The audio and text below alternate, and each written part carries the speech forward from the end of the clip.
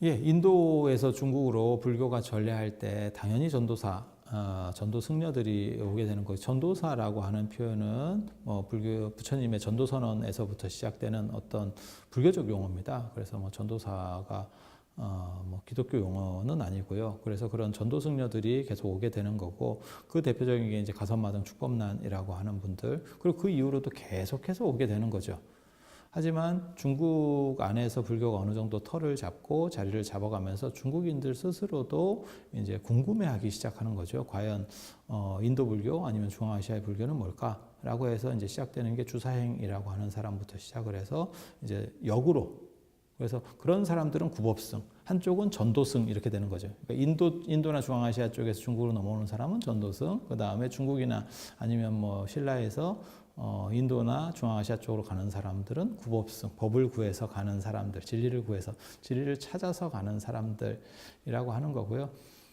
그렇게 영향을 미친 사람들 중에서 가장 대표적인 두 사람을 꼽으라면 단연 구마라즙과 현장을 들 수 있습니다. 그래서 구마라즙이라고 하는 사람은 서역의 구자국, 지금 키질의 천불동 있는 쪽입니다. 구자국 출신이었고, 그래서 구마라즙. 구자국 출신이라서 앞에 성을 붙여서 구마라즙이라고 하는 거고요. 구마라즙은 왕의 누이 동생 아들입니다. 그래서 왕족이었고요. 그 아버지는 인도의 어떤 승려, 인도에서 왔었던 승려였어. 그래서 인도 전통과 중앙아시아 전통을 모두 다 가지고 있었던 사람이고, 어렸을 때 인도로 유학 가서 인도 문화를 배우게 되고요. 나중에는 이제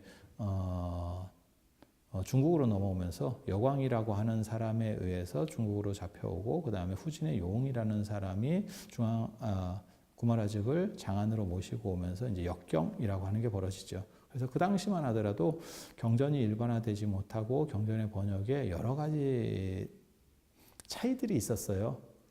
지금으로 얘기하면 학자들이 개별적으로 경전을 번역하는 거죠. 개별적으로 번역하다 보니까 표준본이 없는 거예요. 그래서 굉장히 이제 혼란들이 있었고, 그 부분을 정부 주도로, 후진이라고 하는 정부 주도를 주도하에서 이제 구마라즙이 주도하는 역경이라는 노력이 나오는 거죠. 요즘으로 말하면 표준본입니다. 표준본, 경전의 표준본. 국어대사전 이런 것도 다 표준이라고 하는 개념이 있잖아요. 그래서 표준 역경이라는 게 만들어지고, 이것을 속칭 구역이라고 합니다. 구역. 그래서 어떤 기준을 만들었다라고 하는 거고요. 그런데 구마라즙 시대의 번역이라고 하는 것은, 구마라즙 시대의 번역은 아무래도 중국적인 색깔은 좀 약하고, 인도나 중앙아시아적인 걸 어떻게 중국에 설명할까라고 하는데 치중이 되어 있었어요. 그런데 거기서 한 200년 정도가 흐르면 중국 불교적인 터전이 강력해지고 중국에서의 불교 이해가 높아지면서 현장이라고 하는 사람이 나타나서 이제 인도에 주체적으로 가게 되고, 그 당시에 이제 육아사지론이라고 하는 육아유식학을 좀 더 배우기 위해서 출발을 해서 인도에 가서 인도의 성지순례를 다 하고, 그 다음에 공부도 다 하고, 그래서 16년 동안 138개국, 들은 정보만 해도 138개국, 그 다음에 당신이 다닌 나라들은 110개국 정도를 다니면서 무언가 그 당시에 어떻게 보면 진정한 세계인으로서의 틀을 가지고 중국으로 다시 돌아오죠. 그래서 그 중국으로 다시 돌아와서 인도식의 불교를 중국에 맞추는, 그러니까 구마라즙은 중앙아시아 혹은 서역 사람이었음에도 그것을 중국에 맞추려고 했었거든요. 그들의 생각을 중국에 맞추려고. 하지만 현장은 인도 거를 중국에다가 풀어주려고 하는 그런 좀 상반된 입장을 취하게 돼요. 그래서 구마라즘이 마하바냐 바라밀 이러면 대, 마하는 대, 그 다음에 바냐는 지혜, 해, 바라밀은 도, 건넌다. 그런 식으로 번역을 했다면, 현장은 그냥 마하바냐 바라밀은 마하바냐 바라밀이다. 원어를 그대로 쓰는 거예요. 그래서 인도적인 것들을 그대로 가지고 오는, 그렇게 가능할 수 있었던 것은 현장 당시에는 이미 문화적 수준, 불교 문화 수준이 높아서 원어를 사용해도 큰 문제가 없는.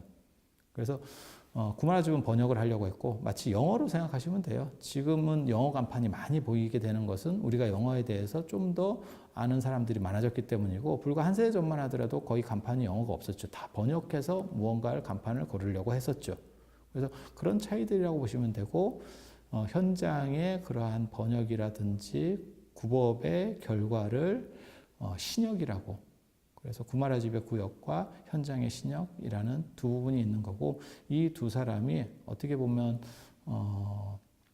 중국 외적에서 도달한 전도승 그 다음에 중국에서 인도로 주체적으로 넘어간 구법승을 대표한다고 하겠습니다.